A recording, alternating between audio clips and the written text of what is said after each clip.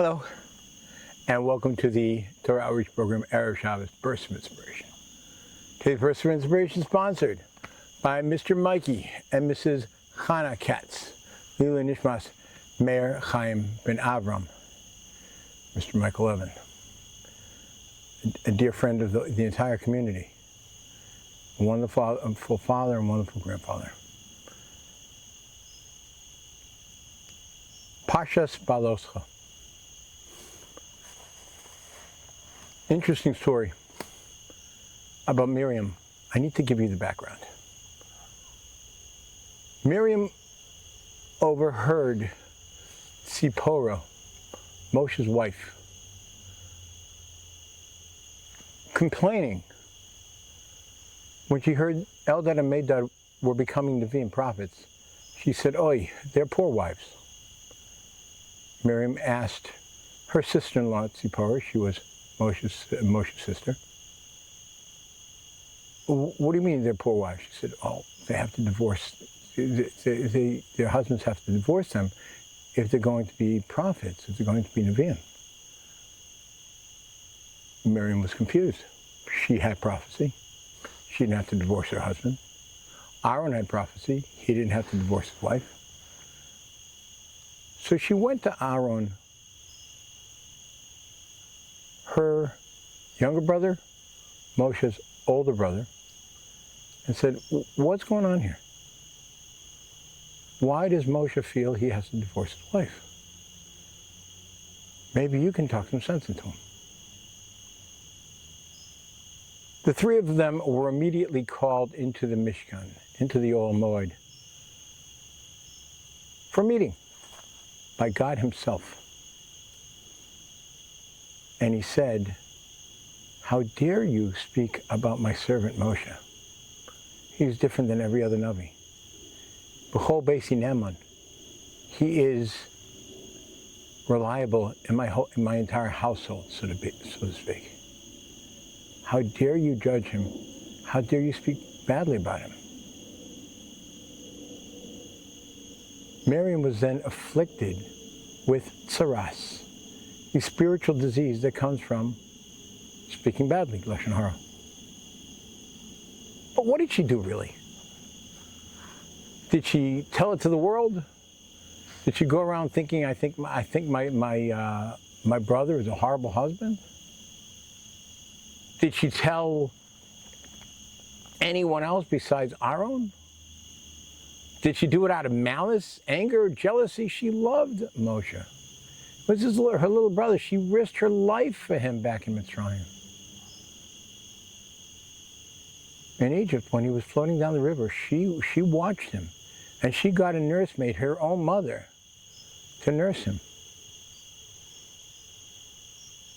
So why such a horrible punishment where she's afflicted with tsaras, this horrible skin disease that affected her entire body? She has to remain quarantined just as the Jewish people were leaving. And they, out of respect for her, they waited for her. They didn't have to. What did she do? She said a few words with good intentions. She wanted Aaron to maybe speak some sense into his brother. Her only mistake was, Hashem said, "B'chol beisi ne'eman." Don't you realize? I trust him completely. Do you think he would make a decision like this to divorce his wife on his own account? Obviously it was me. Why can't you judge someone else favorably, especially someone like Moshe, who has a record of doing the right thing? But the question is, why so harsh? Why such a horrible punishment? As you can see, I'm not home. It's also not really Erev Shabbos here. I'm on a camping trip. And I'm not going to do it now, but I made a fire. And I used sparks from a fire that I made last night. and I just blew into the sparks. Just the breath of my mouth caused this fire to blaze. Just breath. And that's all words are. Just breath. But the Torah teaches us, Hachayim v'hamaves biyad haloshon. Life and death are in the hands of the tongue. You can say something and save a person's life. You can build them up, raise their self-esteem, make them feel good about themselves with words. But you can destroy a person just as easily with words. Not judging someone favorably. Someone that you've known. Someone that had a reputation with you to do the right thing, and all of a sudden you see something wrong. Instead of judging them favorably, go and tell somebody else and say, what's going on with this guy? What could that lead to? Anger, animosity, destroy a person's reputation, their lives, their friends, their job. Nothing but words. The Torah repeats again and again, I repeat it again and again, the sin of Lashon Hara, of evil speech. But the holy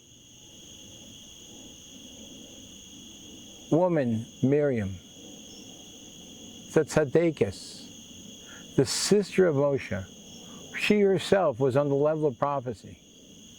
What she did was so minute in our eyes, but yet she didn't judge her brother favorably, and therefore she got this horrible punishment of tsaras and had to remain quarantined and away from the entire community where they had to wait for her. The public humiliation, because she didn't judge another person favorably and she spoke negatively about someone, instead of maybe going over to Moshe himself and say, can you explain, please? Because you wouldn't do anything that wasn't proper. You never have. Why should you start now? And none of that would have happened. We actually have a mitzvah in the Torah, one of the 6 mitzvahs that are called mitzvahs tamidios, constant mitzvahs. Should always, certain things we always have to think about. One of them is, remember what happened to Miriam. Don't let that slip your mind. Holy woman, all the right intentions, only spoke to her brother Aaron, and no one else heard, didn't publicize anything, did it for all the good reasons, wanted to help Moshe, wanted to help Tzipporah. But she didn't escape punishment. Why? Because she misused a nuclear weapon. Her mouth. A nuclear weapon that can be used for good, can build a person,